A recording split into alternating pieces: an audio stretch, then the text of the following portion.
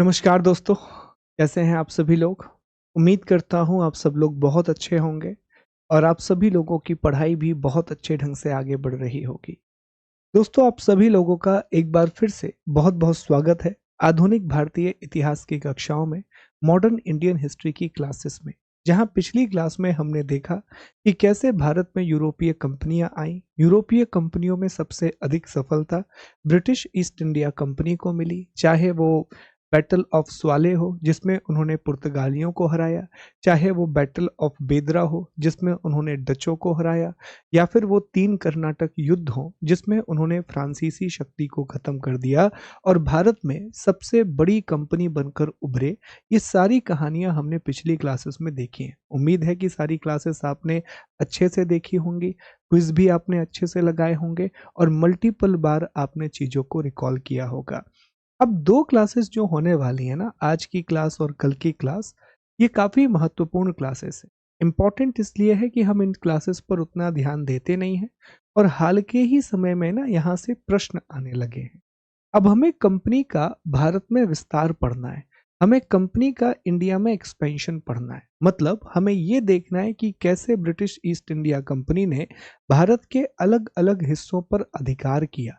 ना सिर्फ उसने भारत के अलग-अलग हिस्सों पर अधिकार किया, बल्कि भारत के आसपास अफगानिस्तान में इन्फ्लुएंस कैसा रहा, कैसे बर्मा पर नियंत्रण स्थापित किया, नेपाल के साथ वो सुगौली की संधि हो, ये सारी कहानियां हमें समझना है। और फिर हम बहुत गहराई से एक-एक प्रांत के बारे में पढ़ेंगे। बंगाल के बारे में अलग से बात करेंगे, मैसूर के बारे में अलग से पढ़ेंगे, सिख के बारे में अलग से पढ़ेंगे, मराठा तो हमें पूरा कंप्लीट करना है साथियों। फिर हम एक-एक करके पढ़ेंगे। तो आज की क्लास में हमें ब्रिटेन की जो विस्तारवाद की नीतियां हैं, ब्रिटिश ईस्ट इंडिया कंपनी की जो एक्सपेंशन पॉलिसी है, उन्हें 4 अलग-अलग भागों में बाँटा गया है। तो हम पहले उन नीतियों को समझेंगे। जैसे आपने कुछ नाम सुने होंगे, घेरे की नीति अर्थात रिंग फेंस पॉलिसी। फिर आपने एक और नाम सुना होगा, अधीनस्थ पृथक्करण की नीति, पॉलिसी ऑफ सबऑर्डिनेट आइसोलेशन। फिर अधीनस्थ सहायक की नीति, पॉलिसी ऑफ सबऑर्डिनेट अलायंस, समान संघ की नीति, पॉलिसी ऑफ इक्वल फेडरेशन। इन सभी नीतियों के बारे में हम पढ़ेंगे। हम सहायक संधि व्यवस्था के बारे में पढ़ेंगे, अर्थात सब्सिडरी अलायंस के बारे में पढ़ेंगे। हम चर्चा करेंगे व्यपगत के सिद्धांत के बारे में, डॉक्ट्रिन ऑफ लैप्स के बारे में, और हम यह भी जानेंगे इस अध्याय में कि कैसे कंपनी ने विदेशों में अपना आधिपत्य स्थापित किया, कैसे कंपनी ने फॉरेन नेशंस में अपनी अपने अपना एक्सपेंशन किया, अपनी शासन को स्थापित किया। तो शुरुआत की ये जो 2 क्लासेस होंगी, वो इन सब में हम लगाएंगे। फिर हम बंगाल, मैसूर, इन सब के बारे में एक-एक करके पढ़ेंगे। तो उम्मीद है कि इस क्लास को भी आप अच्छे से देखेंगे। मैं फिर से कह रहा हूँ कि ये बहुत पॉपुलर टॉपिक नहीं है, पर प्रश्न आने लगे हैं। और होता यह है कि जब आप इन पॉलिसीज़ को पढ़ोगे ना, तो बहुत से ऐसे तथ्य आप पढ़ लोगे, जहाँ से सवाल पूछे गए हैं। जैसे चैम्बर ऑफ प्रिंसेस, नरेंद्र मंडल, सवाल आ चुका है। बटलर समिति, बटलर कमिटी, सवाल आ चुका है। ऐसे बहुत सी बातें आप पढ़ जाओगे जहां से ऑलरेडी सवाल आए हुए हैं। तो अच्छे से पढ़ना, इत्मीनान से पढ़ना। कंसेप्ट ज़्यादा है, फैक्ट कम है, पर जो फैक्ट हैं वो बहुत ज़रूरी हैं। ठीक है? देखो, इन सब पॉलिसीज़ को शुरू करने से पहले, चाहे वो घेरे की नीति हो, पॉलिसी ऑफ रिंग फेंस जो 1765 से 1813 तक चली, सबऑर्डिनेट आइसोलेशन अर्थात अधीनस्थ पृथक्करण की नीति जो 1813 से 1857 तक चली, अ, अधीनस्थ सहायक सब ऑर्डिनेट अलायंस जो 1858 से 1935 तक चली, पॉलिसी ऑफ इक्वल फेडरेशन समान संघ की नीति जो 1935 से 1947 तक चली। हमें एक बैकग्राउंड समझना होगा कि आखिर भारत पर ब्रिटेन का शासन किस रूप में हुआ है, आखिर भारत पर ब्रिटिश ईस्ट इंडिया कंपनी और ब्रिटिश सरकार ने किस तरह से रूल किया है। देखो, हमने शुरुआत में ही आपको एक बात बताई थी कि भारत पर 2 लोगों ने शासन किया। पहले ब्रिटिश ईस्ट इंडिया कंपनी जो 1857 तक शासन करती है, 1857 तक इंडिया पे रूल करती है, उसके बाद ब्रिटिश क्राउन जो 1858 से शुरू होता है और 1947 तक इंडिया पे रूल करता है। इसके बीच में क्या क्या हुआ है एक बार ब्रीफली हम समझने की कोशिश करते हैं। तो जब भी आप भारत में ब्रिटिश शासन की बात करते हैं या इंडिया में ब्रिटिश रूल की बात करते हैं कि भारत में ब्रिटिश रूल किस तरीके से रहा है, तो हमने देखा कि 1608 में कंपनी बनी और 1947 तक जो कंपनी है और सॉरी माफ कीजिए, जो ब्रिटिशर्स हैं वो भारत में रहते हैं, जो ब्रिटिशर्स हैं वो इंडिया में रहते हैं। अब इसका जो पहला फेज है इसे हम दो भागों में बांटते हैं प्यारे दोस्तों। इसे हम दो अलग अलग पार्ट में डिवाइड करते हैं। एक हिस्सा है ब्रिटिश ईस्ट इंडिया कंपनी। जब कंपनी भारत में पूरी बागडोर संभालेगी और ये काम कंपनी 1608 से लेकर के 1857 तक करेगी। आप सोच के देखिए कि एक कंपनी पूरे भारत का शासन चलाएगी, एक कंपनी पूरे इंडिया को रूल करेगी। और दूसरा रहेगा ब्रिटिश क्राउन अर्थात ब्रिटिश ताज, मतलब ब्रिटेन की सरकार। अब ब्रिटेन की सरकार भारत पर प्रत्यक्ष नियंत्रण रखेगी। ब्रिटिश गवर्नमेंट इंडिया पर डायरेक्ट कंट्रोल इस्टेब्लिश करेगी और यह 1858 से शुरू होकर के 1947 तक जाएगा। अब यहां पर आपको यह भी समझना होगा कि सर ऐसा कैसे संभव है कि ब्रिटेन की सरकार ने ब्रिटिश ईस्ट इंडिया कंपनी को अलाउ कर दिया कि आप भारत जाइए और भारत में जाकर के आराम से शासन कीजिए। हाउ इज इट पॉसिबल, कैसे ये संभव है? तो ये इसलिए संभव हो सका, ये इसलिए पॉसिबल हो सका प्यारे दोस्तों, क्योंकि ऐसा नहीं था कि बेलगाम छोड़ दिया गया था कंपनी को। कंपनी सारे काम भारत में कर रही थी, लेकिन समय समय पर ब्रिटेन की संसद कंपनी को चलाने के लिए कानून बनाते रहती थी। टाइम टू टाइम जो ब्रिटिश पार्लियामेंट है वो कंपनी की एक्टिविटीज को रेगुलेट करने के लिए लॉ बनाते रहती थी। आपने सुना होगा 1773 का रेगुलेटिंग एक्ट, 1793 का रेगुलेटिंग एक्ट, 1813 का चार्टर एक्ट, 1833 का चार्टर एक्ट, 1853 का चार्टर एक्ट, 1858 का गवर्नमेंट ऑफ इंडिया एक्ट। ऐसे बहुत सारे एक्ट के नाम आपने सुने होंगे और ये सारे अधिनियम 1854 के चार्टर एक्ट तक सारे अधिनियम तब आए जब भारत में कंपनी शासन कर रही थी। तो फिर से याद रखना कि यह बात सच है कि British east India company rule कर रही है, पर उसे बेलगाम नहीं छोड़ा गया है। उसे इस तरीके से नहीं कहा गया है कि चलो जो करना है करते रहो, ठीक है। अब ब्रिटिश ईस्ट इंडिया कंपनी के भी ना इंडिया में अलग अलग फेजेस रहे हैं, भारत में अलग अलग चरण रहे हैं। एग्जाम्पल के लिए कंपनी ने 1608 से लेकर के 1757 तक सिर्फ एक व्यापारिक कंपनी के रूप में भारत पर शासन किया। यह सिर्फ एक व्यापारिक कंपनी है। इस समय यह सिर्फ एक व्यापारिक कंपनी है। इस समय सिर्फ और सिर्फ ये एक ट्रेडिंग कंपनी की तरह इंडिया में काम कर रही है।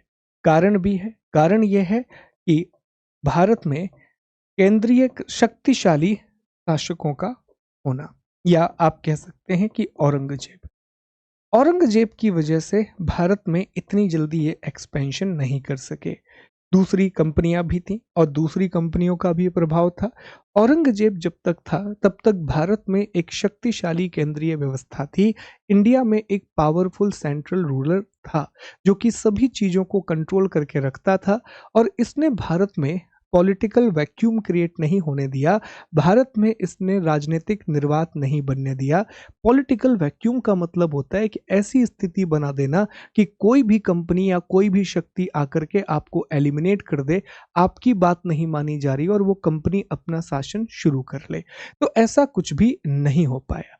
इसके बाद जब 1857 में प्लासी का युद्ध होता है तो 1757 से लेकर के 1757 माफ कीजिएगा 1757 से 1857 के बीच में जो कंपनी है ये विस्तारवाद का काम करती है, ये एक्सपेंशन का काम करती है और बड़े पैमाने पर कंपनी ने एक्सपेंशन किया, बड़े पैमाने पर कंपनी ने विस्तार किया। बहुत सारी अलग अलग नीतियां चलाई गई, चाहे वो सहायक संधि की व्यवस्था हो अर्थात सब्सिडरी अलायंस हो, चाहे वो व्यपगत का सिद्धांत हो या डॉक्ट्रिन ऑफ लैप्स हो, और चाहे वो युद्ध की नीतियां हो। अंततः 1858 में गवर्नमेंट ऑफ इंडिया एक्ट के थ्रू 1858 में भारत शासन अधिनियम के द्वारा कंपनी के प्रशासनिक एकाधिकार को खत्म कर दिया, या कंपनी के प्रशासन की समाप्ति, end of the companies rule. अब भारत में कंपनी शासन नहीं करेगी, और 1858 से सीधे ब्रिटिश सरकार ने भारत पर शासन करना शुरू किया। डायरेक्टली सीधे ब्रिटिश सरकार ने भारत पर शासन करना शुरू किया। ब्रिटिश सरकार ने डायरेक्टली इंडिया पर ब्रिटिश गवर्नमेंट ने रूल करना शुरू कर दिया।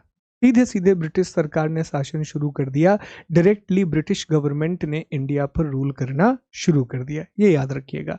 अब यहां से कुछ और बातें निकल के आती हैं। हमने एकाधिकार के बारे में पहले भी पढ़ा था, ऐसा नहीं है कि हम पहली बार पढ़ रहे हैं। धीरे धीरे कंपनी के अधिकार कम किए गए। ऐसा नहीं था कि कंपनी को एक साथ झटका दे दिया गया। यह बात तय हो चुकी थी कि कंपनी के अधिकार कम होने वाले हैं, क्योंकि ब्रिटेन में ना एक बात पे हमेशा बहस होती रही कि पूर्व के व्यापार से बहुत ज्यादा लाभ था, ईस्ट के ट्रेड से बहुत ज्यादा बेनिफिट होता था। ब्रिटेन में औद्योगिक क्रांति की शुरुआत हो गई, ब्रिटेन में इंडस्ट्रियल रेवोल्यूशन आ गया। अब वहां नए नए पूंजीपति वर्ग उभर करके आने लगे, नए नए कैपिटलिस्ट उभर करके आने लगे, और उनकी लगातार डिमांड थी कि यार हमें भी ईस्ट के मार्केट को एक्सेस करना है, हमें भी पूर्वी देशों के बाजार को एक्सेस करना है। हमें क्यों पूर्वी देशों के बाजार में अनुमति नहीं मिल रही है?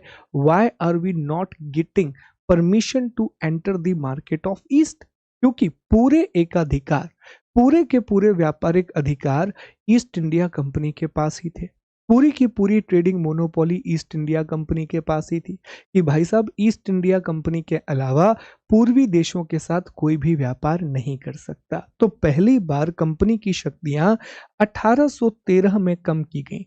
1813 में जो चार्टर एक्ट आया उसमें कह दिया गया कि ब्रिटिश ईस्ट इंडिया कंपनी चीन के साथ व्यापार करेगी, और चाय का व्यापार करेगी, और अफीम का व्यापार करेगी। इसके अलावा कोई भी ट्रेड विद चाइना के साथ जो ट्रेड होता है वो सिर्फ ईस्ट इंडिया कंपनी करेगी। टी एंड ओपियम, इसके अलावा बाकी सारी वस्तुओं और सेवाओं का व्यापार दूसरी ब्रिटिश कंपनियों के लिए खोल दिया गया। तो 1813 में पहली बार कंपनी के व्यापारिक एकाधिकार कम किए गए। 1813 में पहली बार ब्रिटिश ईस्ट इंडिया कंपनी की मोनोपोली को कम किया गया। इसी के तहत हम यहीं पर देख पाते हैं प्यारे दोस्तों कि 1833 में 1833 में पूरी तरीके से व्यापारिक एकाधिकार समाप्त कर दिए गए। पूरी तरीके से जो ट्रेडिंग मोनोपोली है वो खत्म कर दी गई। पूरी तरीके से व्यापारिक एकाधिकार समाप्त कर दिए गए। पूरी तरह से ट्रेडिंग मोनोपोली को खत्म कर दिया गया, और कहा गया कि अब ब्रिटेन की कोई भी कंपनी भारत आकर के व्यापार कर सकती है। ब्रिटेन की कोई भी कंपनी, कोई भी नागरिक भारत आए और व्यापार करे, कोई भी रोक टोक नहीं है। और अंततः 1858 में गवर्नमेंट ऑफ इंडिया एक्ट के द्वारा कंपनी के प्रशासन को भी खत्म कर दिया गया, कंपनी के एडमिनिस्ट्रेशन को भी बंद कर दिया गया। इसके बाद वो समय आता है जब ईस्ट इंडिया कंपनी की भारत से विदाई होती है। और साथियों 1 जून 1874 को, 1 जून 1874 को, 1 जून 1874 को एक अधिनियम बनाया जाता है, और वो अधिनियम था British east India company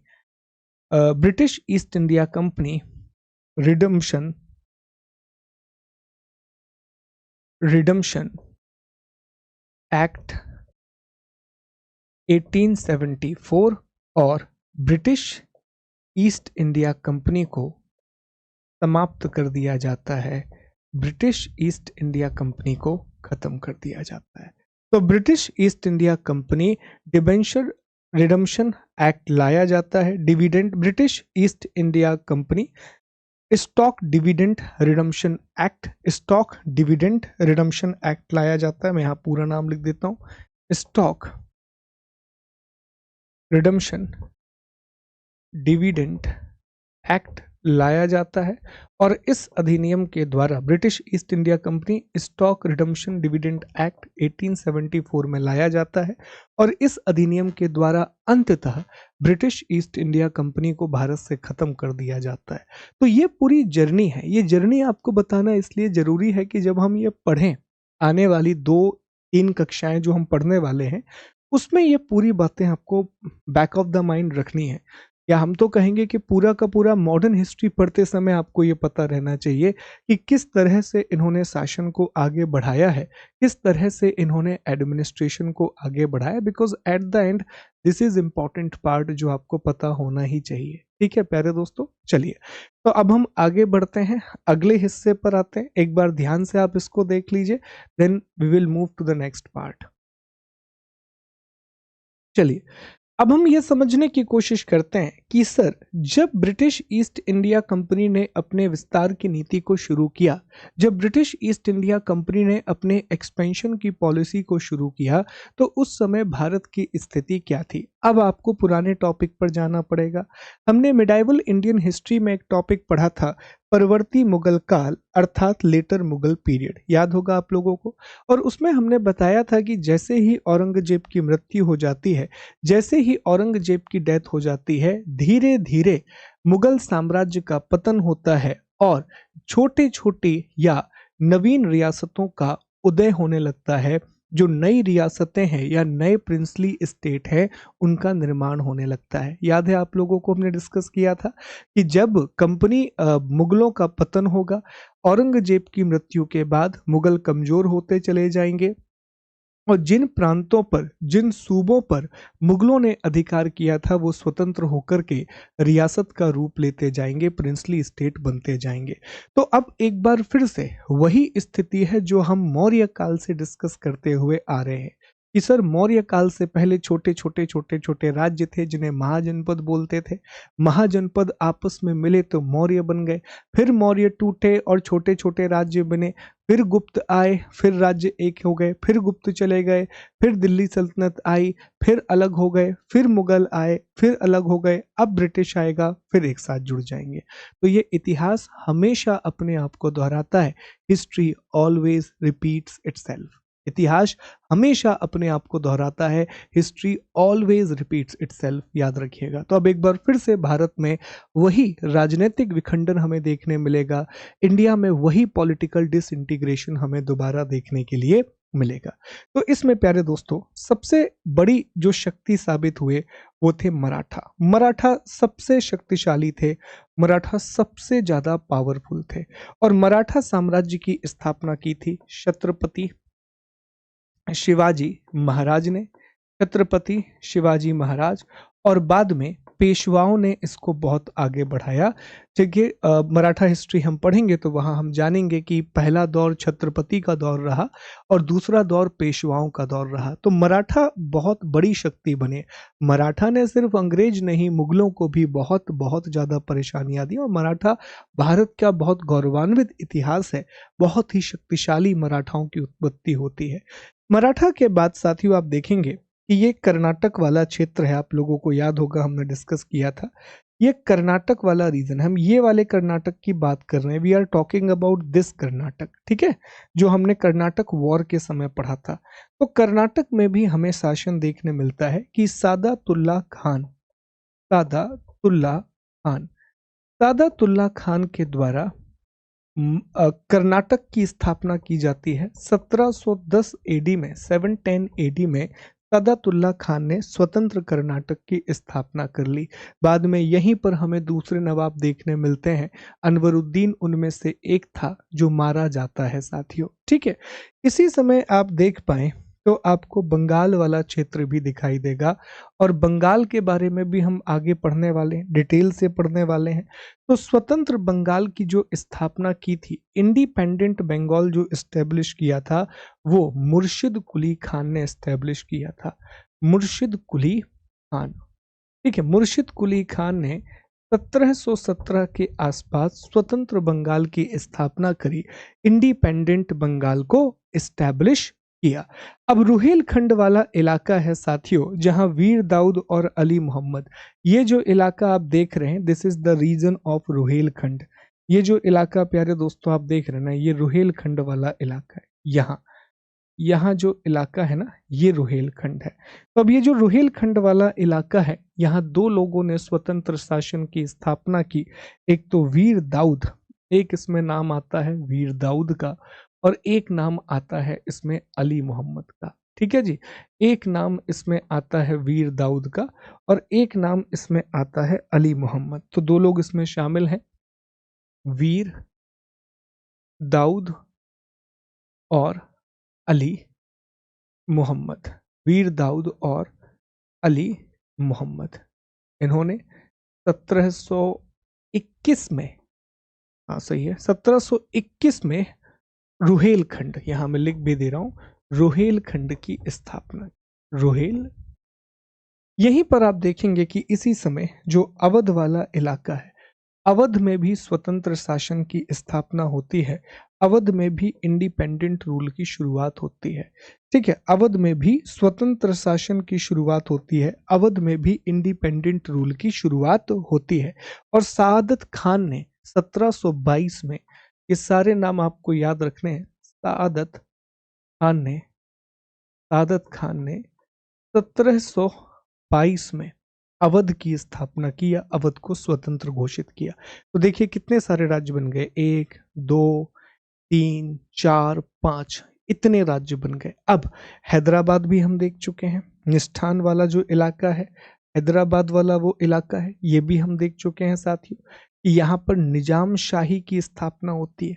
Nizam ul मुल्क आसफ शाह ने 1724 में स्वतंत्र हैदराबाद की स्थापना करी, इंडिपेंडेंट हैदराबाद को स्टैब्लिश किया। ठीक है, निजाम उल मुल्क आसफ शाह, मैं सिर्फ निजाम लिख दे रहा हूं, निजाम आसफ शाह, ये हम सब पढ़ चुके हैं पुरानी कक्षाओं में। ठीक, इसने 1724 में, 1724 में स्वतंत्र हैदराबाद की स्थापना की, इंडिपेंडेंट हैदराबाद को स्टैब्लिश किया। इसी समय आप देखेंगे कि मैसूर में एक नई शक्ति का उदय होता है। मैसूर में एक बिल्कुल नई पावर का राइज होता है।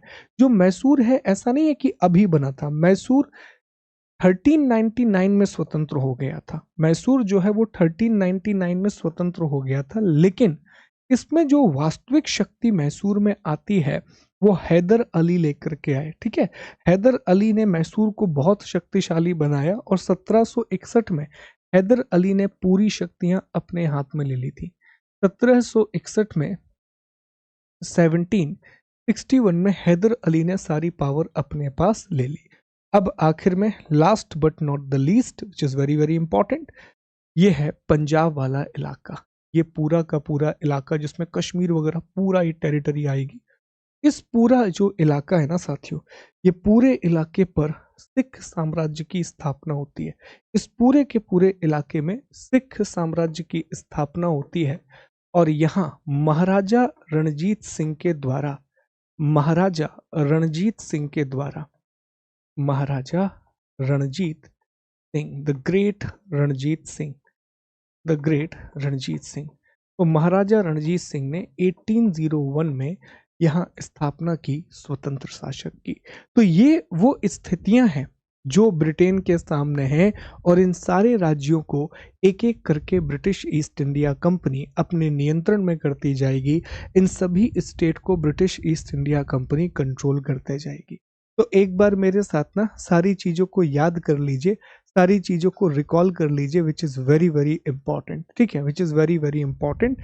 एक बार ध्यान से इन चीज़ों को याद करेंगे पहले हम। ठीक है, एक बार देखिए मैप अच्छे से। ठीक है, ध्यान से ना ये मैप देखो और एक बार कोशिश भी करो कि इस चीज़ों को ड्रॉ करो। जब आप मैप से पढ़ते हैं ना, तो मैप से पढ़ने का फायदा यही होता है कि चीज़ें और विजिबल होती हैं। अब ऐसे प्रश्न आपको कई बार मिलेंगे जहां इनके संस्थापकों के नाम पूछे जाते हैं और मैच द कॉलम में पूछा जाता है। एक तरफ वो राज्य के नाम लिख देता है, दूसरी तरफ वो संस्थापकों के नाम लिख देता है कि फाउंडर कौन है। तो चलो एक बार मेरे साथ सारी चीज़ों को रिकॉल करने की कोशिश करते हैं। ओके, ये सारी चीज़ें मैं अलग करूंगा। अब एक बार जस्ट मेरे साथ चीज़ों को रिकॉल करने की कोशिश करो। सबसे पहले हमने चर्चा की कि सर मराठा साम्राज्य की स्थापना छत्रपति शिवाजी महाराज के द्वारा लगभग 1674 के आसपास की गई। अगर हम नवीन राज्यों की बात करें तो इसमें कर्नाटक का नाम आता है। कर्नाटक की स्थापना सादतुल्ला खान के द्वारा की गई। बंगाल की स्थापना मुर्शिद कुली खान के द्वारा की गई। रोहेलखंड की स्थापना वीर दाऊद और अली मोहम्मद के द्वारा की गई। अवध की स्थापना सआदत खान के द्वारा की गई। हैदराबाद की स्थापना निजाम उल मुल्क आसफ शाह के द्वारा की गई। 1761 में मैसूर का नवाब हैदर अली बनता है। हालांकि मैसूर 1399 से ही अस्तित्व में रहा है। 1801 में महाराजा रणजीत सिंह ने सिख साम्राज्य या पंजाब साम्राज्य की स्थापना करी। This is very very important, very crucial. Make sure कि आपको ये सारी बातें याद रहें, ये सारा का सारा फैक्ट आपको याद रहे। एक बार क्विकली मेरे साथ और रिकॉल कर लो कि सर मराठा की स्थापना शिवाजी महाराज के द्वारा की गई।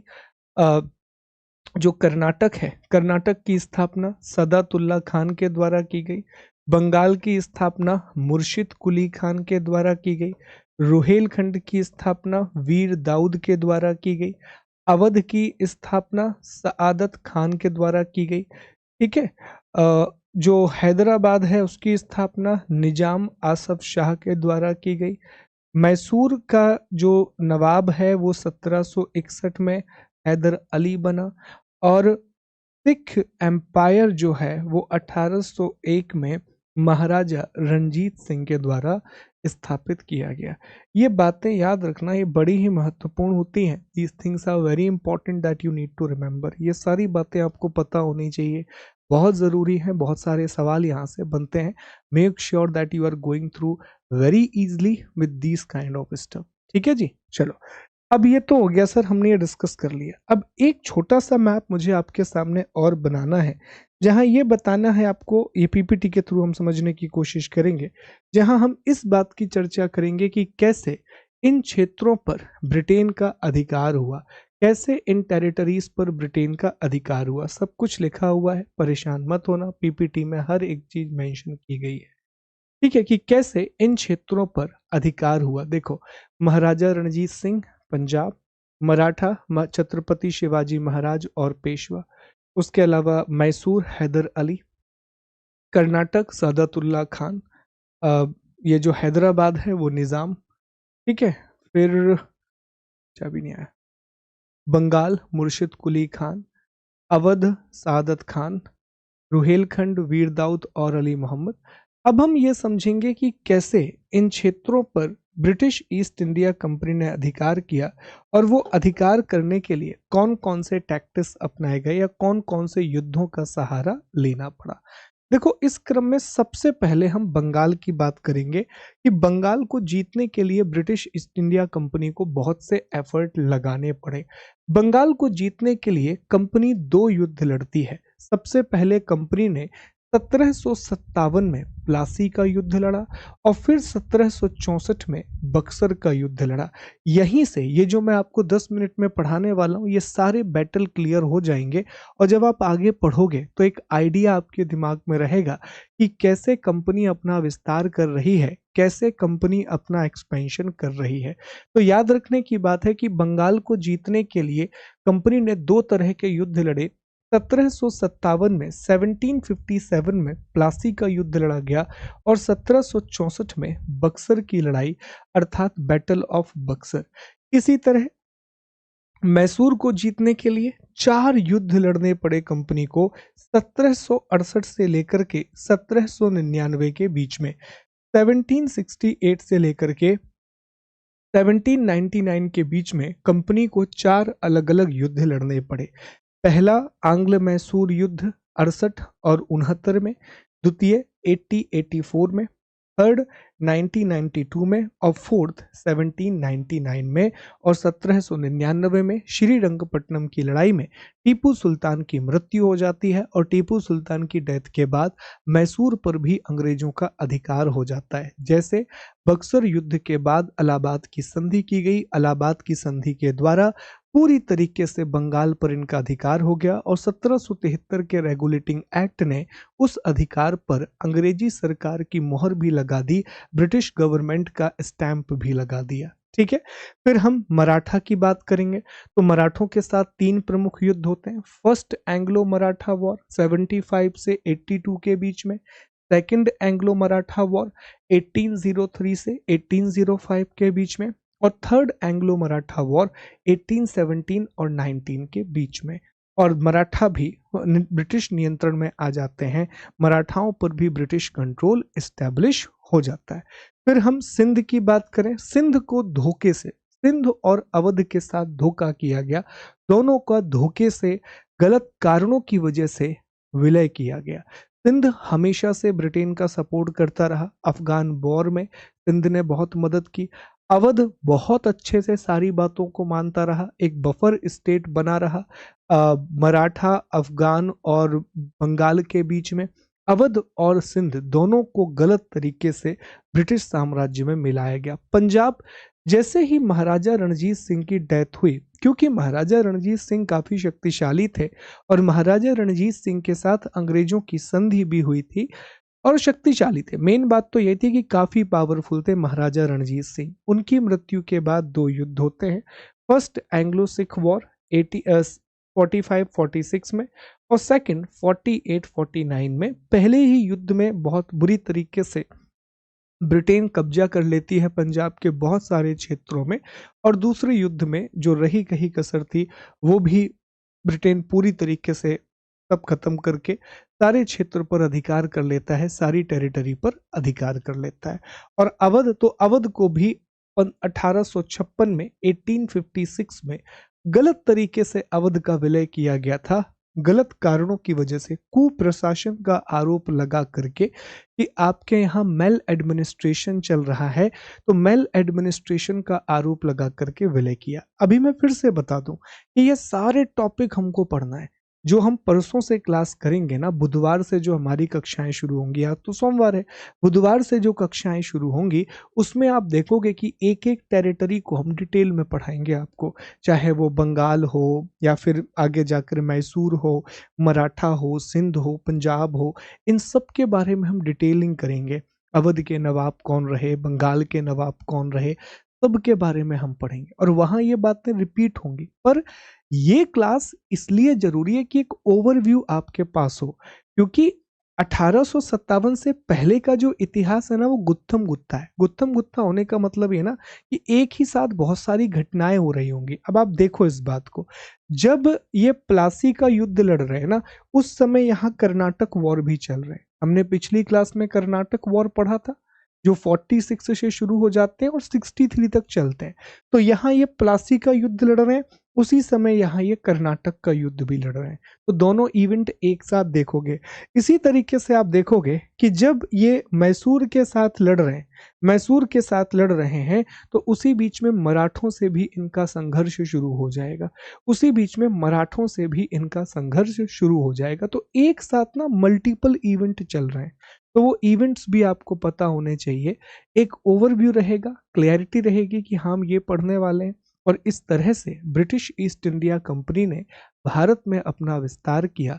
इस तरह से ब्रिटिश ईस्ट इंडिया कंपनी आगे बढ़ती है। एक बार ध्यान से इस मैप को देख लो, फिर हम उन नीतियों की बात करेंगे जो ब्रिटिश ईस्ट इंडिया कंपनी ने अपनाई भारतीय रियासतों के प्रति, इंडिया के प्रिंसली स्टेट के प्रति कौन कौन सी नीतियां अपनाई गई ब्रिटिश ईस्ट इंडिया कंपनी के बारे में हम चर्चा करेंगे। ठीक है, ओके जी, ध्यान से देख लेना, पढ़ लेना, बहुत अच्छे से, इंपॉर्टेंट है।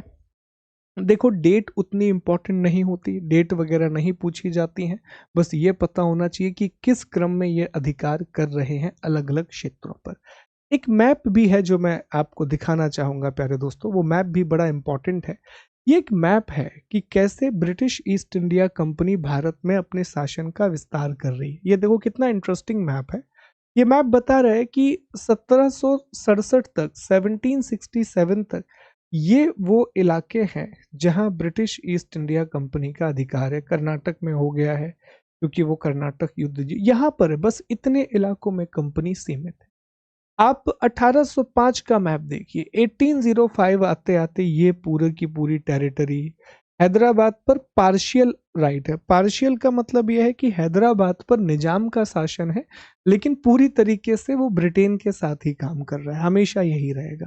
फिर आप 58 तक देखिए, तो आपको बहुत बड़े क्षेत्र में ये जो आपको पर्पल सा एरिया दिख रहा है, भटा रंग का जो एरिया है, वहां ब्रिटिश ईस्ट इंडिया कंपनी दिखेगी। और जो ग्रीन एरिया भी आपको दिख रहा है, वो ऐसे राज्य हैं जो ब्रिटेन पर निर्भर हो चुके हैं, वो ऐसे स्टेट हैं जो ब्रिटेन पर डिपेंडेंट हैं। ये उनका विलय भी किया गया है, सहायक संधि भी की गई है, अलग अलग ट्रीटीज उनके साथ की गई हैं। तो लगभग लगभग आप देखोगे कि पूरे भारत पर ब्रिटिश ईस्ट इंडिया कंपनी अधिकार कर लेगी, या पूरे इंडिया का विलय वो कर लेगी। ठीक है, तो ये सारी चीजें देखने के लिए मिलेंगी कि कैसे कंपनी आगे बढ़ती है, कैसे उन्होंने भारत पर अधिकार किया। चलो, अब ये जो पूरी की पूरी कहानी है ना, जो पूरी स्टोरी हमने डिस्कस की थी, ये जो पूरी कहानी कि ब्रिटेन ने कैसे 1608 से लेकर के 1608 से लेकर के 1947 तक भारत पर शासन किया। तो एक लेखक हुए विलियम ली वार्नर, उन्होंने एक किताब लिखी द नेटिव स्टेट। एक लेखक हुए जिनका नाम था विलियम ली वार्नर, और विलियम ली वार्नर ने एक किताब लिखी द नेटिव स्टेट, और उसमें उन्होंने कहा कि ये जो ब्रिटिश ईस्ट इंडिया कंपनी की पूरी पॉलिसी है ना, इसे हम 5 अलग अलग भागों में बांट करके देख सकते हैं। 5 डिफरेंट फेजेस में हम बांट करके देख सकते हैं। सबसे पहला चरण वो कहते हैं, ये किताब है विलियम ली वार्नर की the native state of India. सबसे पहला चरण वो कहते हैं कि कंपनी के द्वारा भारतीय रियासतों के बराबर का दर्जा प्राप्त करने के लिए संघर्ष करना, companies struggle to achieve equal status with princely state. और ये 1740 से 1765 तक चली। कई लोग ये कहते हैं कि ये चरण नहीं है, आप नहीं भी काउंट करोगे कोई दिक्कत नहीं है। वास्तविक जो शुरुआत होती है वो यहां से हम पढ़ेंगे। ये पहले वाले फेज में सिर्फ यह है कि कंपनी धीरे धीरे कोशिश करेगी कि हम भारतीयों के बराबर हो जाएं। ठीक है, फिर दूसरा यहां से पॉलिसी है सुरक्षित घेरे की नीति, जिसे इंग्लिश में पॉलिसी ऑफ रिंग फेंस कहा जाता है। 1765 से 1813 सुरक्षित घेरे की नीति या पॉलिसी ऑफ रिंग फेंस, जो 1765 से 1813 1765 से 1813 के बीच में चलती है, which is very very important. इसके बाद है अधीनस्थ पृथक्करण की नीति, पॉलिसी ऑफ सब ऑर्डिनेट आइसोलेशन। अधीनस्थ पृथक्करण की नीति या पॉलिसी ऑफ सब ऑर्डिनेट आइसोलेशन, जो 1813 से 1857 के बीच में चलेगी। विलय नीति वगैरह आप देखोगे। इसके बाद है अधीनस्थ संघ और सहयोग की नीति, पॉलिसी ऑफ सबऑर्डिनेट यूनियन, जो 1858 से शुरू होगी और 1935 तक चलेगी। और सबसे आखिर में आती है समान संघ की नीति, पॉलिसी ऑफ इक्वल फेडरेशन। और पॉलिसी ऑफ इक्वल फेडरेशन 1935 से शुरू होकर के 1947 तक जाएगी। इतने भागों में ये नीतियां हमें मिलेंगी, इतने भागों में ये पॉलिसीज हमें देखने मिलेंगी। अब इनमें क्या होता है, क्या इनका महत्व था, ये हमें समझने की कोशिश करनी है। ब्रीफली हम पढ़ेंगे क्या क्या इंपॉर्टेंट इवेंट हुए, ये हम पढ़ने की कोशिश करेंगे, समझने की कोशिश करेंगे। तो ध्यान से इन चीजों को एक बार आप देख लीजिए, देन हम आगे बढ़ते हैं, then we will move forward.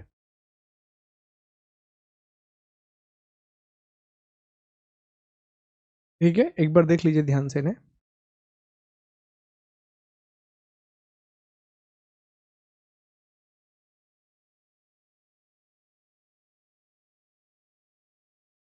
चलिए, अब हम एक एक करके पहला एक एक फेज शुरू करते हैं। जैसे पहला फेज है companies struggle to achieve equal status with princely state, जो 40 से 65 तक चला। कंपनी द्वारा भारतीय रियासतों के बराबर दर्जा प्राप्त करने के लिए संघर्ष। एक एक करके जरा हम समझते हैं, बहुत ध्यान से चीजों को समझिएगा, इंपॉर्टेंट है। जी चलिए, अब समझने का प्रयास करेंगे। जो पहला चरण है, तो इसे मैं शॉर्ट में लिख देता हूं, कंपनी के कंपनी का संघर्ष काल, जब कंपनी अपनी राजनीतिक स्थापना, अपनी पॉलिटिकल एम्बिशन को भारत में लागू कर रही है, अपनी राजनीतिक महत्वाकांक्षा को भारत में लागू कर रही है। देखो, ये वो चरण है कंपनी का जब उसकी राजनीतिक महत्वाकांक्षा की शुरुआत होती है।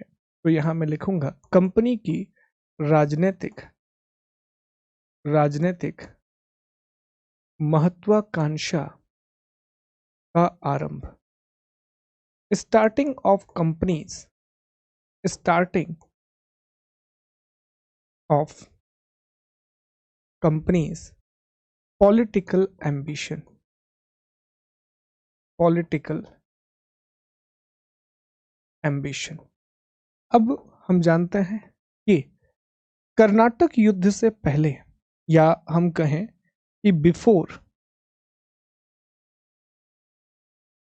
1746, कंपनी भारत में सिर्फ व्यापार कर रही थी, लेकिन डुप्ले की वजह से कंपनी राजनीति में भी एक्टिव हो गई। डुप्ले जो कि फ्रांसीसी गवर्नर था, उसी ने सबसे पहले आग लगाई थी कंपनियों के बीच में, भारतीयों के आंतरिक मामलों में हस्तक्षेप करके और भारतीयों को किराए पर अपनी सेना देकर, जिसे एक प्रकार की सहायक संधि व्यवस्था या एक प्रकार का सब्सिडरी अलायंस कहा जाता है। अगर वो ये सब काम नहीं करता तो बहुत सारी दूसरी एक्टिविटीज नहीं होती। तो इसके बाद फिर कंपनी ने व्यापारिक विस्तार शुरू किया। कर्नाटक युद्ध से बक्सर के युद्ध के बीच में बक्सर युद्ध के बीच में अपने राजनीतिक स्थापना की शुरुआत की और कंपनी भी एक रियासत के रूप में उभर कर के सामने आई।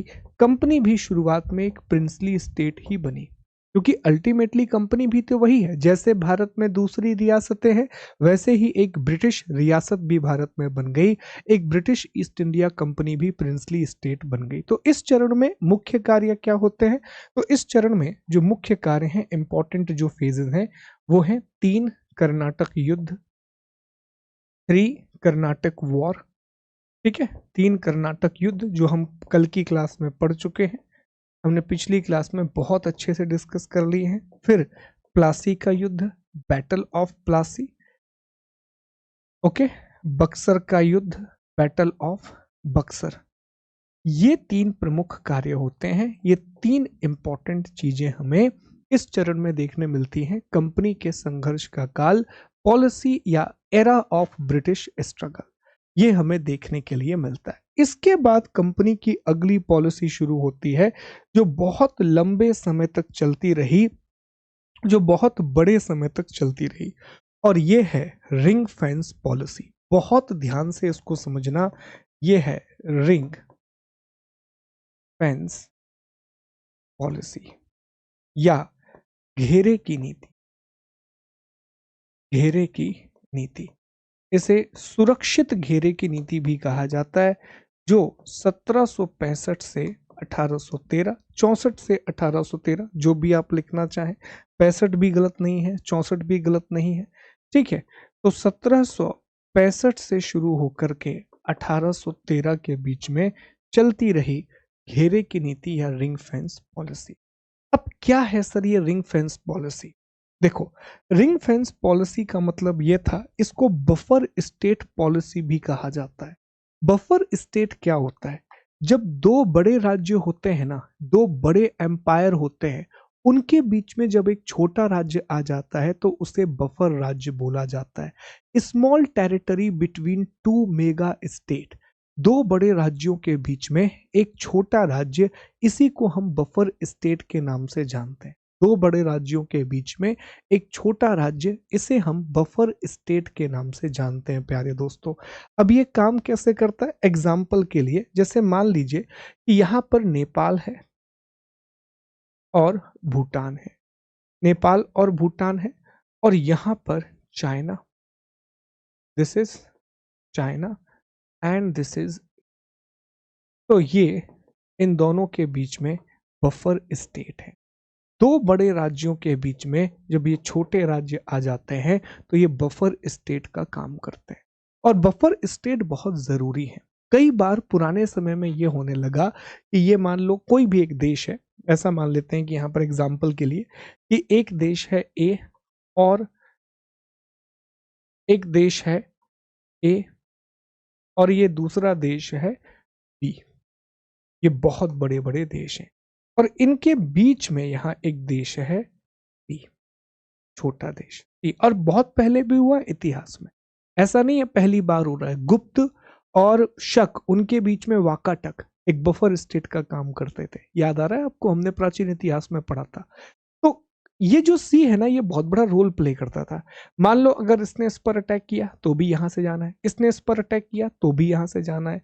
तो सीधे सीधे हमला नहीं होगा, पहले ये स्टेट जरूर कुचला जाएगा बीच में, कहने का मतलब ये है। ये भी बचेगा, ये भी बचेगा, तबाही इसकी होगी। ये बफर स्टेट कहलाए। तो अंग्रेजों ने सबसे पहले चरण में यही नीति अपनाई थी, ब्रिटेन ने सबसे पहले फेज में यही पॉलिसी अपनाई थी और इस पॉलिसी को शुरू किया था वॉरेन हेस्टिंग ने। इस पॉलिसी को शुरू किया था वॉरेन हेस्टिंग, वॉरेन हेस्टिंग्स। तो वॉरेन हेस्टिंग्स ने इस पॉलिसी को शुरू किया था, ठीक है। और सबसे पहला कार्य जो इस पॉलिसी के तहत किया गया वो था इलाहाबाद की संधि, ट्रीटी ऑफ इलाहाबाद। इलाहाबाद की संधि इसी पॉलिसी के अंतर्गत 1765 में की गई थी, 1765 में की गई थी। और सबसे पहला राज्य जो बफर राज्य के रूप में बनाया गया, जो प्रथम बफर राज्य या पहला बफर राज्य था वो था अवध। जो पहला बफर राज्य था वो था अवध, जो कि अफगान, जो कि अफगान और साथ ही साथ में अफगान के साथ साथ मराठा से ब्रिटिश एम्पायर की रक्षा करता। कैसे, आओ ये भी समझने की कोशिश करते हैं।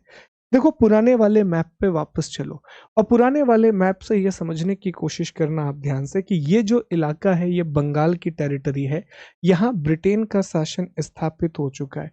ये वो इलाका है जहाँ British east India company establish हो चुकी है या ब्रितानी कंपनी का शासन शुरू हो गया है। ब्रिटिश ईस्ट इंडिया कंपनी इस पूरे के पूरे इलाके में स्थापित हो चुकी है, इस पूरी की पूरी टेरिटरी में इस्टेब्लिश हो चुकी है। यहाँ ब्रिटिश ईस्ट इंडिया कंपनी का शासन है। अब दूसरी तरफ यहाँ आप देखेंगे तो भारत में दो बड़ी शक्तियां हैं, एक तो अफगान है।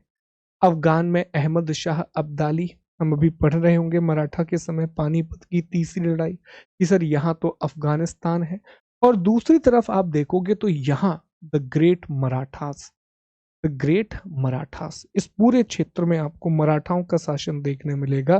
The great Marathas you would see, यहाँ सर यहाँ जो है ये मराठाओं का शासन है, ये मराठा रूल कर रहे हैं। अब आप खुद सोच के देखो, ये है बीच में अवध, ये जो इलाका है ये बीच में अवध का इलाका है, this is the territory of Awadh. ये जो बीच का इलाका आप देख रहे हैं, this is the territory of Awadh, ये अवध का पूरा इलाका है।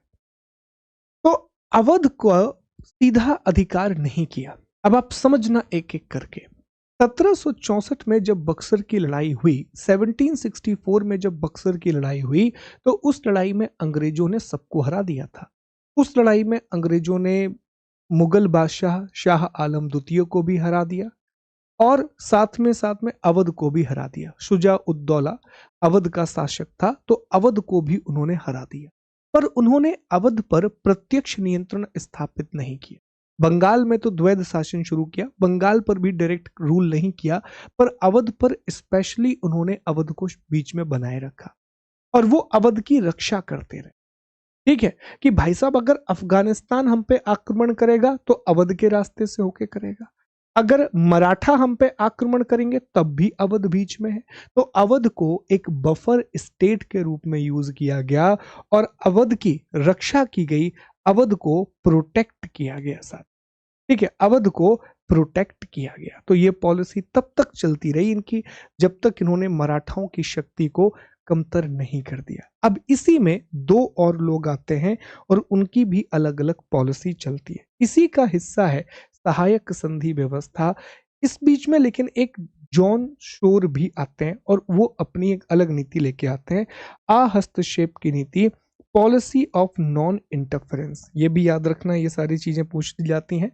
बीच में जॉन शोर आते हैं और जॉन शोर ने हस्तक्षेप की नीति अपनाई थी। पॉलिसी ऑफ नॉन इंटरफेरेंस, हस्तक्षेप या पॉलिसी ऑफ नॉन इंटरफेरेंस, इसी का एक विस्तार थी सहायक संधि की व्यवस्था। इसी का एक विस्तार थी Lord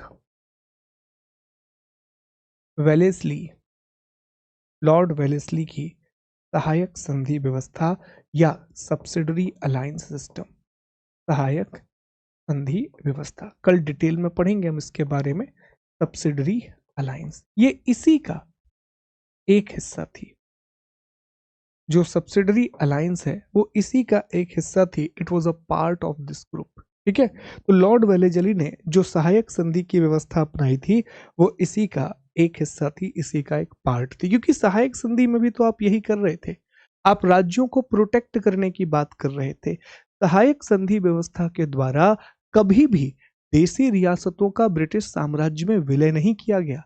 bye subsidiary alliance no Indian princely state was merged into British empire. ना, सहायक संधि व्यवस्था यह कहती थी कि हमारी सेना आपके राज्य में रहेगी और आपकी सुरक्षा करेगी। और यही तो रिंग फेंस पॉलिसी है कि अपने आसपास बफर स्टेट का निर्माण करो, अपने आसपास ऐसे राज्यों का निर्माण करो जो तुम्हारे दोस्त हों और पूरी तरीके से उन पर कंट्रोल कर लो और उनकी रक्षा करो, ताकि बाहर से कोई अटैक करे तो पहले वो राज्य सामने आ जाए और तुम बच जाओ।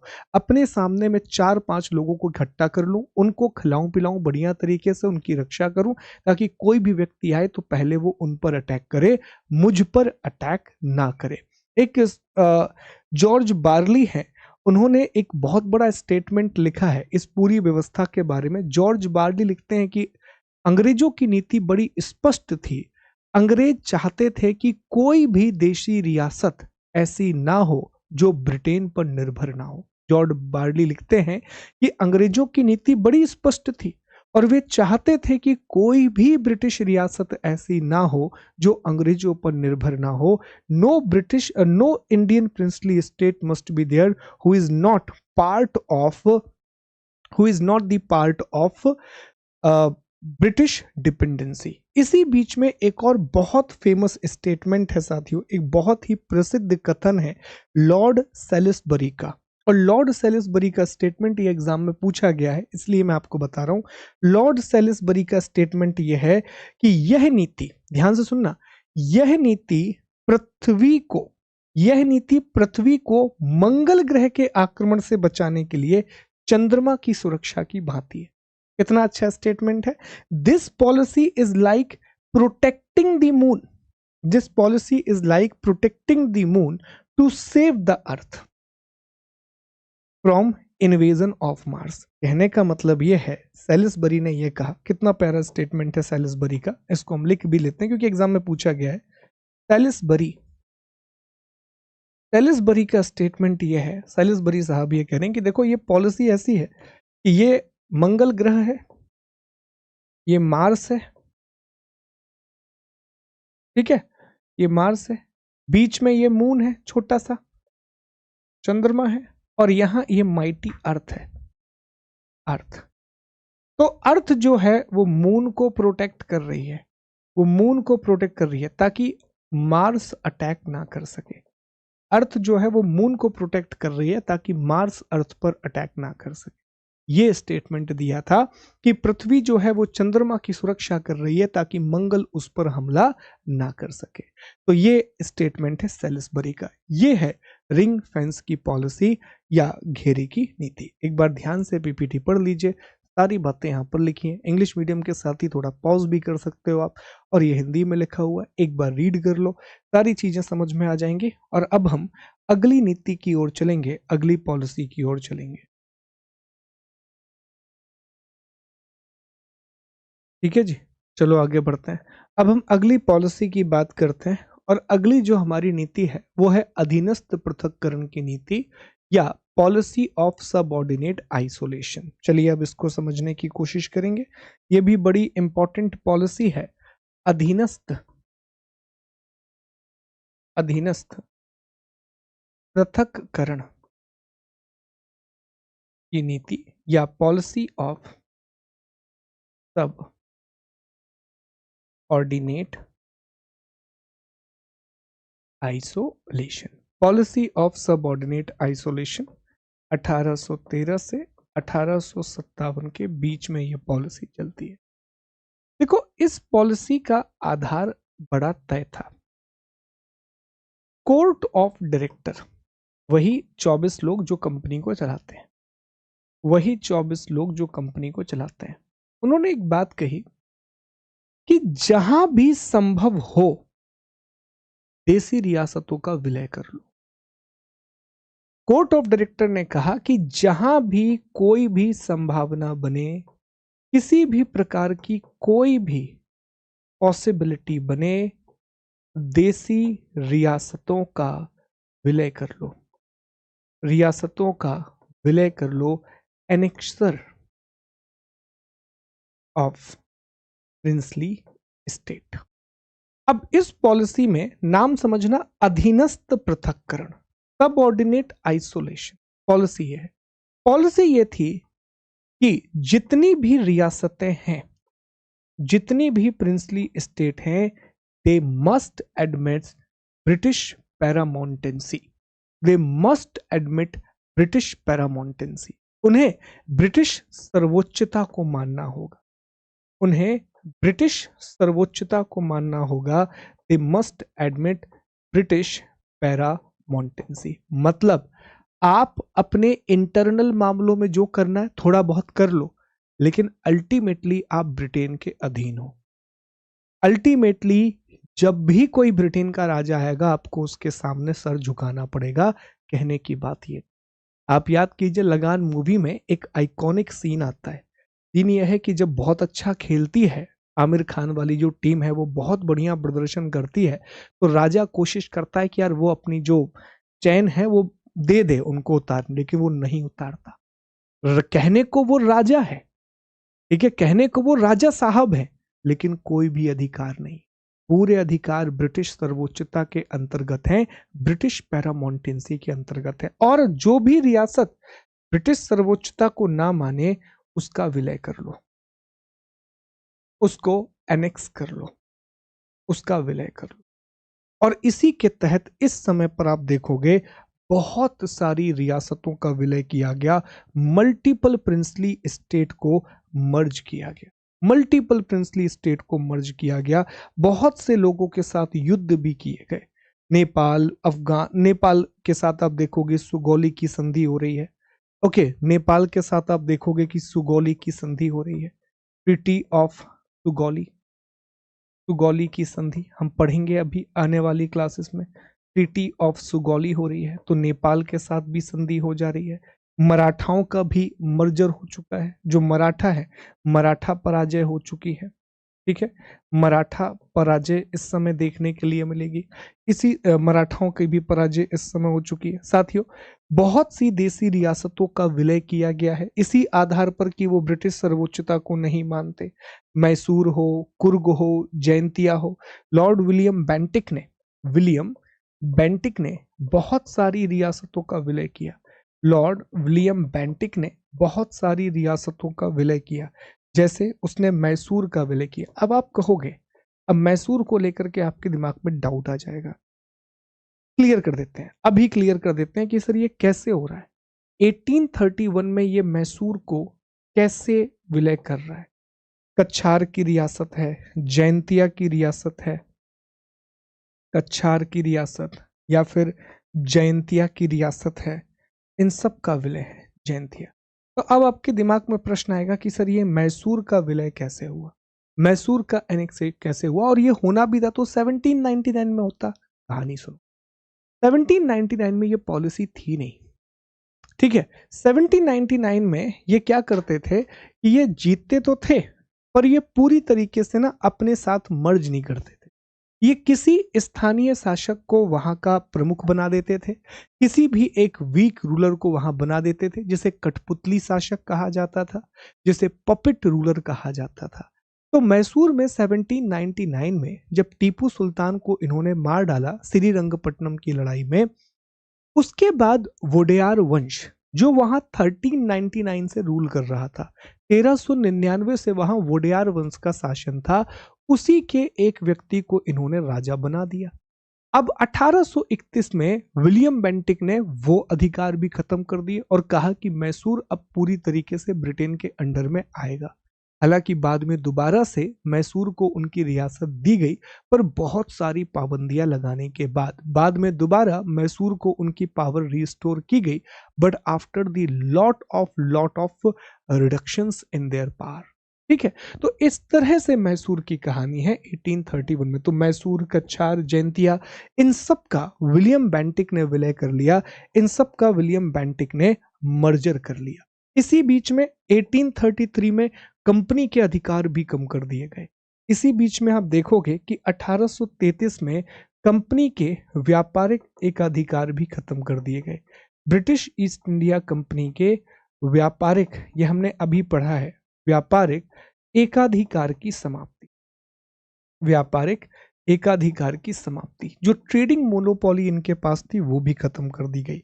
इसके अलावा एक भयंकर नीति लाई गई जिसे हम कहते हैं व्यपगत का सिद्धांत, जिसे हम कहते हैं व्यपगत का सिद्धांत या doctrine of lapse, doctrine of lapse, जिसको डलहौजी ने इंडिया में बड़े पैमाने पर इंप्लीमेंट किया। ऐसा नहीं है कि डॉक्ट्रिन ऑफ लैप्स पहले से नहीं था, डलहौजी ने उसको बहुत बड़े पैमाने पर इंप्लीमेंट किया। डलहौजी एक और नीति लेके आया और ये था कुप्रशासन का आरोप, कुप्रशासन का आरोप।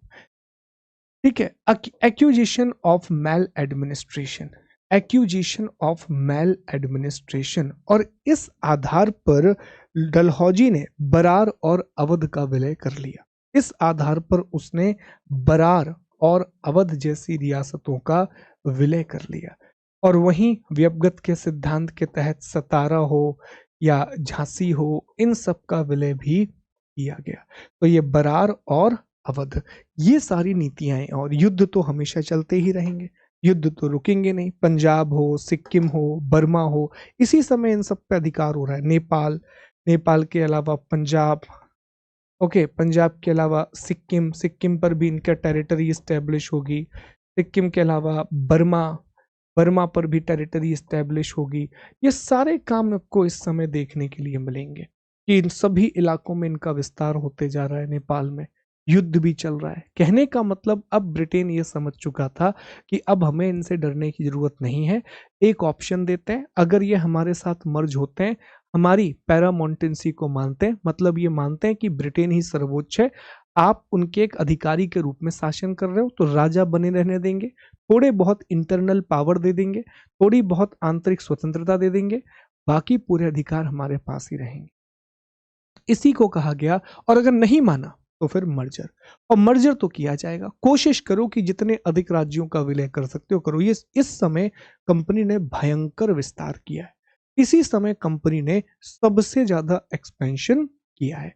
इसके बाद अगली पॉलिसी आती है जिसे हम कहते हैं, अच्छा इसकी एक और बड़ी घटना, इसके बाद जो अगली नीति आती है साथियों, उसे हम कहते हैं अधीनस्थ संघ की नीति, policy of subordinate federation, sorry subordinate alliance, अधीनस्थ संघ की नीति, अधीनस्थ संघ की नीति, पॉलिसी ऑफ सब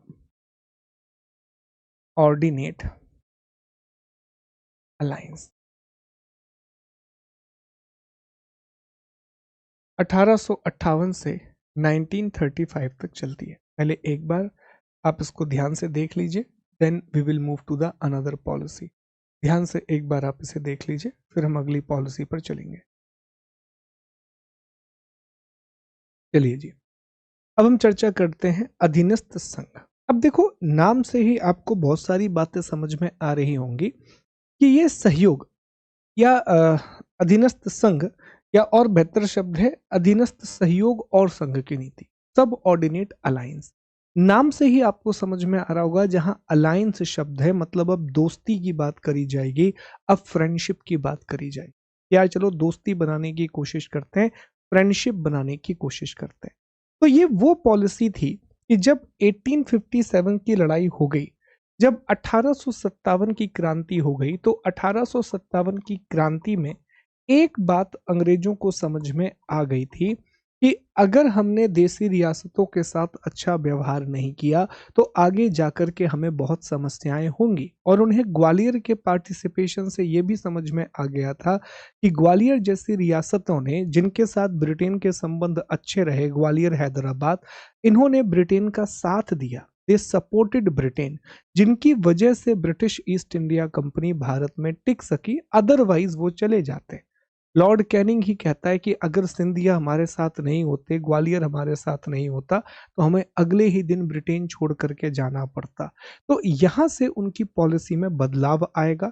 उन्होंने कहा कि ये जो देसी रियासतें हैं, इन्हें सहयोगी बनाओ, इन्हें अपना अलायंस बनाओ। तो अब इसके तहत दोबारा से नरम रवैया अपनाया जाएगा, दोबारा से बहुत ही नरम रवैया अपनाया जाएगा। जैसे बहुत सी देसी रियासतों के अधिकार उन्हें वापस कर दिए जाएंगे, चाहे वो बघाट, जैसे बघाट की रियासत है, तो और भी रियासतें थी, मैं आपको बस एक एग्जांपल दे रहा हूं, जैसे बघाट है, तो इन सभी को रीस्टोर किया जाएगा, इन सभी को रीस्टोर किया जाएगा। यहाँ दोबारा राजाओं को शासन दे दिया जाएगा कि ठीक है, आप शासन कीजिए। व्यपगत जैसे सिद्धांत का त्याग कर दिया जाएगा, जैसे व्यपगत का सिद्धांत है या डॉक्ट्रिन ऑफ लैप्स है, इसे खत्म कर दिया जाएगा। कहेंगे कि आप अधिकार बनाए रखो, लेकिन जो चीजें नहीं बदली वो ये थी कि अभी भी ब्रिटिश सर्वोच्चता का सिद्धांत कायम रहेगा, अभी भी ब्रिटिश पैरा मोंटेंसी का प्रिंसिपल कायम रहेगा। और अगर किसी भी रियासत में कुप्रशासन दिखाई दिया, अगर किसी भी रियासत में मेल एडमिनिस्ट्रेशन दिखाई दिया, तो वहां के राजा को हटाया भी जा सकता है, वहां के किंग को रिमूव भी किया जा सकता है। लेकिन इनका इस्तेमाल ज्यादा नहीं किया गया, क्योंकि उनका कोर ऑब्जेक्टिव था कि देसी रियासतों को अपना दोस्त बना करके रखो, प्रिंसली स्टेट को अपना दोस्त बना करके रखो। इसी बीच में सर्वोच्चता के क्रम में कुछ और डिसीजंस लिए जाते हैं, कुछ और बड़े निर्णय लिए जाते हैं प्यारे दोस्तों। जैसे जॉन लॉरेंस, एक और व्यक्ति इसमें है, इसका नाम लेना जरूरी है। सर्वोच्चता के तहत जॉन लॉरेंस करके एक व्यक्ति आएगा और एक नई पॉलिसी लेकर के आए जॉन लॉरेंस, जिसे कहा जाता है महान आकर्मण्यता की नीति, या उस नीति को कहा जाता है policy of masterly inactivity. John Lawrence जो पॉलिसी लेकर के आए, उसे महान आकर्मण्यता की नीति या पॉलिसी ऑफ मास्टरली इनएक्टिविटी कहा जाता है। ठीक है, जॉन लॉरेंस बहुत इंपॉर्टेंट है, ध्यान दीजिएगा इस पॉलिसी पर, यह सवाल पूछा जाता है। जॉन लॉरेंस, तो जॉन लॉरेंस ब्रिटिश गवर्नर रहे हैं, ये पॉलिसी लेकर के आए जिसे कहा जाता है मास्टरली इनएक्टिव या निष्क्रिय, निष्क्रिय या महान निष्क्रियता, निष्क्रियता या आकर्मण्यता की नीति, पॉलिसी ऑफ मास्टरली इनएक्टिविटी। और ये अफगानिस्तान के प्रति मुख्य रूप से अपनाई गई थी, ये पॉलिसी मुख्य रूप से अफगानिस्तान के प्रति अपनाई गई थी, ये सवाल पूछा जाता है। पॉलिसी बड़ी सिंपल थी, मास्टरली इनएक्टिविटी। मास्टरली इनएक्टिविटी मतलब ये था, I can do but I am not doing. होता है ना कई बार कि यार मेरे पास पावर तो है, मैं कुछ भी कर सकता हूं, पर मैं कुछ कर नहीं रहा हूं। ये थी मास्टरली इनएक्टिविटी। देखो, अफगानिस्तान कभी भी इन्वॉल्व होने नहीं चाहता था ब्रिटेन, ब्रिटेन को जबरन अफगानिस्तान में इन्वॉल्व होना पड़ा, क्योंकि रशिया बहुत तेजी से अपना एक्सपेंशन कर रहा था। और अगर आप वर्ल्ड मैप में ध्यान से देखो, अगर आप विश्व मानचित्र को ध्यान से देखोगे, तो रशिया बहुत तेजी से आगे बढ़ रहा था, रशिया वॉज एक्सपेंडिंग ड्रास्टिकली। अब इन्हें डर ये था, इन्हें ये डर यह था कि भाई साहब जिस गति से रूस आगे बढ़ रहा है ना, जिस पॉलिसी से रशिया आगे बढ़ रहा है सब उनके कब्जे में आ चुके थे। अब उन्हें डर था कि यार अगर अफगानिस्तान भी इनके कब्जे में आ गया तो कभी भी, अब पाकिस्तान अभी दिख रहा है ये भारत ही है उस समय पूरा, तो ये कभी भी भारत पे अटैक कर सकता।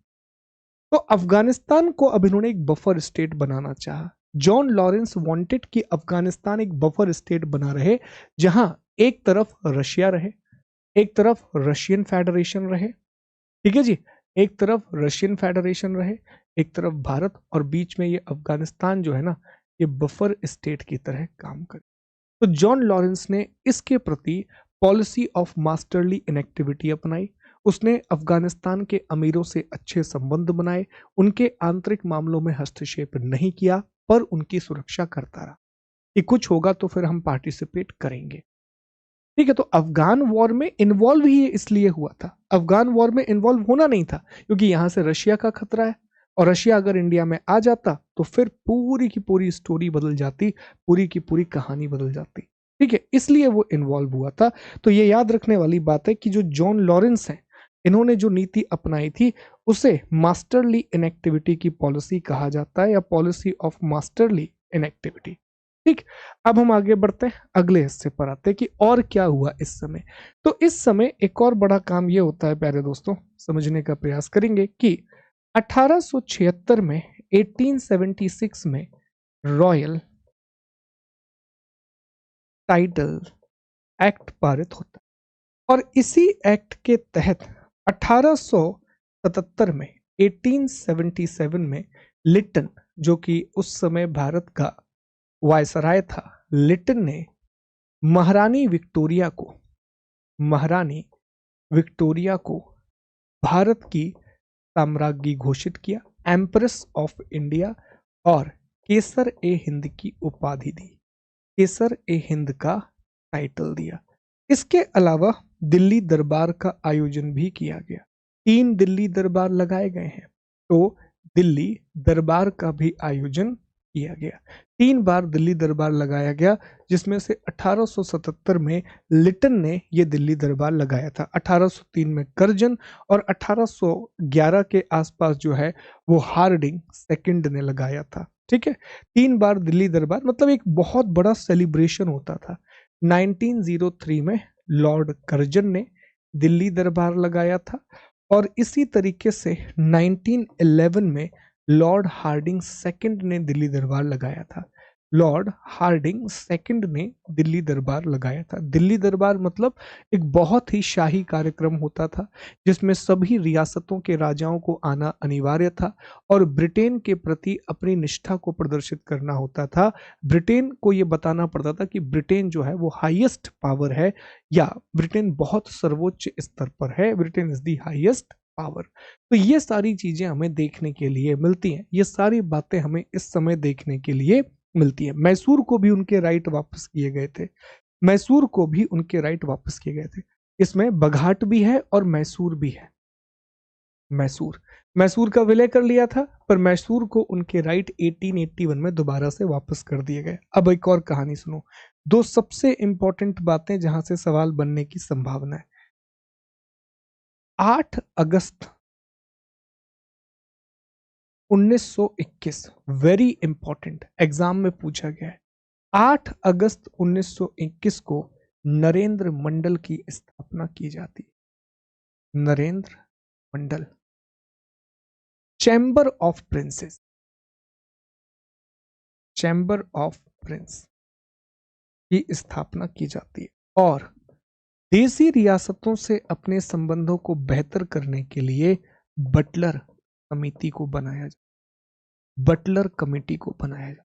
और सवाल क्या आया था कि बटलर समिति क्यों बनाई गई।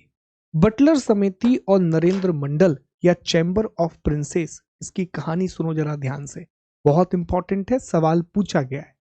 ठीक है, अब 8 अगस्त 1921 को चैम्बर ऑफ प्रिंसेस कैसे बना, पहले यह समझने की कोशिश करना। गवर्नमेंट ऑफ इंडिया एक्ट आया था 1919 का, यहां मैं अलग से यह कहानी बता रहा हूं चैम्बर ऑफ प्रिंसेस की। गवर्नमेंट ऑफ इंडिया एक्ट आया 1919 का, भारत शासन अधिनियम आया 1919 का। अब जो गवर्नमेंट ऑफ इंडिया एक्ट आया, इसी में एक प्रोविजन था जिसके तहत 1920 में ब्रिटेन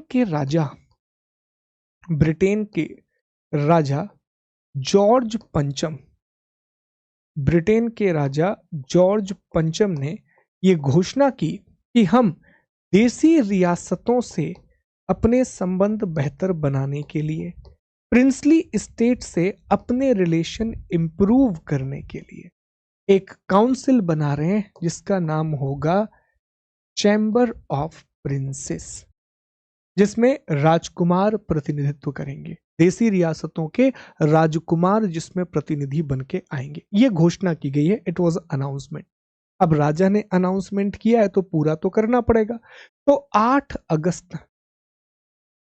अगस्त 1921 को इसे बनाया जाता है और इसका जो उद्घाटन है, इनॉग्रेशन है, वो राजकुमार आर्थर के द्वारा किया गया था, जिन्हें ड्यूक ऑफ कनॉट के नाम से भी जाना जाता है। और इसके प्रथम चांसलर, इसका प्रमुख होता था चांसलर, तो इसके जो प्रथम चांसलर बने थे वो बीकानेर के महाराजा गंगा सिंह।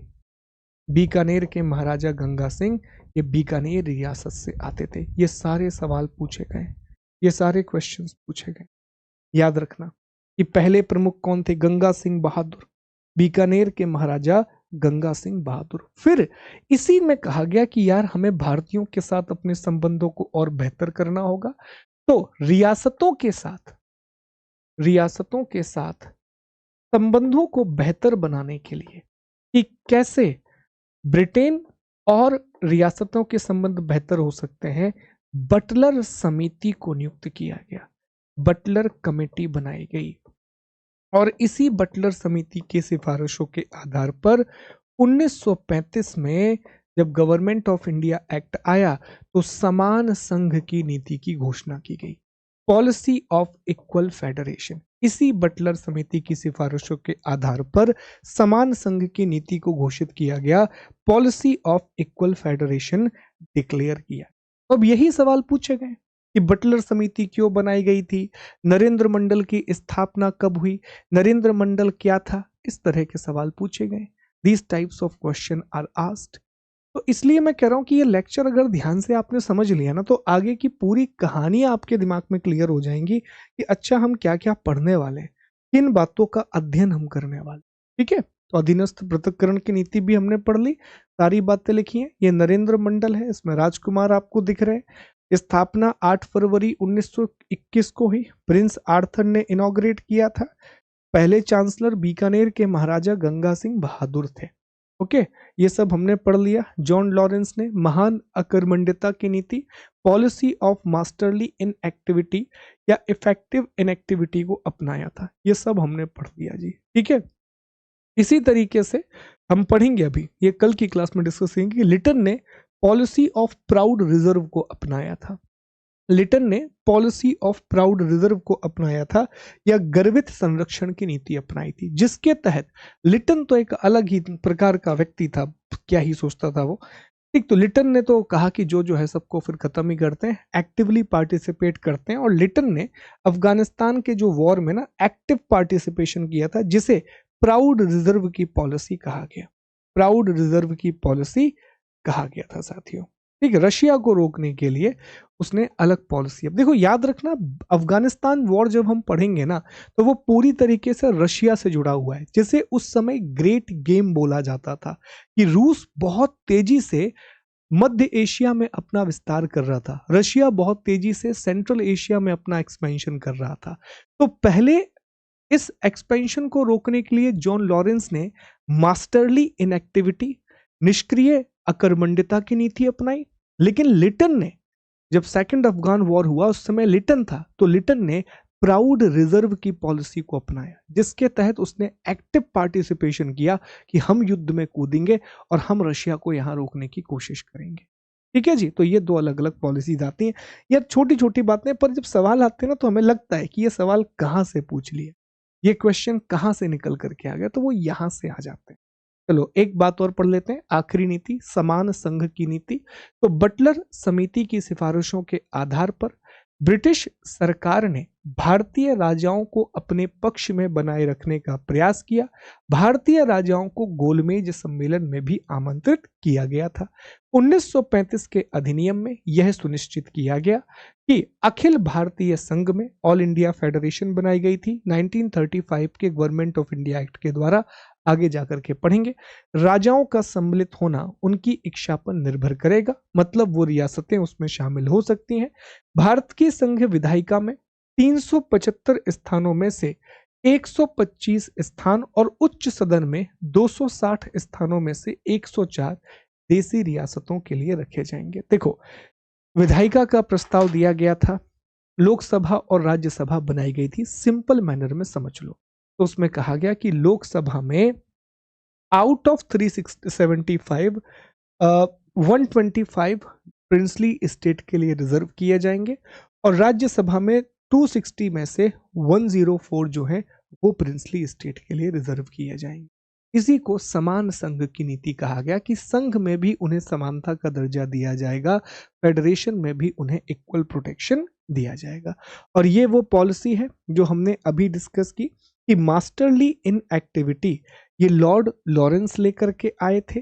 इसमें नॉन इंटरफेरेंस था, पीसफुल, कि हमें अफगानिस्तान में इंटरफेयर नहीं करना है, बस उसकी रक्षा करनी है।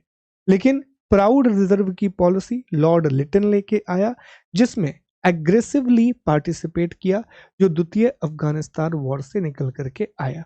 ये लिखा है, during the 19th century the great game was underway, a political and strategic rivalry Britain Russia के बीच में सेंट्रल एशिया को लेकर के।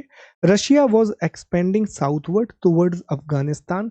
The British feared a possible invasion of India through the Afghan region, that's why they participated in the Afghanistan. वही कहानी जो मैंने आपको बताई कि ब्रिटेन को डर था कि कहीं रूस अफगानिस्तान के रास्ते होते हुए भारत तक ना पहुंच जाए। तो आज की क्लास में प्यारे दोस्तों, हमने इन सभी नीतियों का अध्ययन कर लिया। हमने ये भी देख लिया कि कैसे ब्रिटिश ईस्ट इंडिया कंपनी ने भारत पर शासन किया, कैसे ब्रिटिश ईस्ट इंडिया कंपनी ने रूल किया। कल की क्लास में हम सहायक संधि व्यवस्था, सब्सिडरी अलायंस के साथ साथ चर्चा करेंगे हम व्यपगत के सिद्धांत की, डॉक्ट्रिन ऑफ लैप्स की, और साथ ही साथ कैसे ब्रिटिश ईस्ट इंडिया कंपनी ने विदेशों में अपना विस्तार किया, फॉरेन में अपना एक्सपेंशन किया, इस बारे में। उम्मीद है कि ये क्लास आपको समझ में आई होगी। थोड़े से अलग टॉपिक हैं, मैं नहीं चाहता कि कोई भी टॉपिक हम स्किप करें, इसलिए हम सारे टॉपिक पढ़ रहे हैं। तो इन टॉपिक्स को भी पढ़ना, यहाँ से तथ्य भी बहुत सारे बने हैं। क्विज हमेशा की तरह आपको दी गई है, क्विज अटेम्प्ट करना और बताइएगा कि लेक्चर कैसा लगा। ख्याल रखिए अपना, खुश रहिए, पढ़िए, मेहनत कीजिए, लेक्चर देखिए। मैं पूरी ईमानदारी से जितना मुझसे बन पड़ रहा है साथियों, में पूरी मेहनत कर रहा हूँ कि बहुत अच्छे नोट्स आपको मिले, बहुत अच्छे क्विजेज आपको मिले।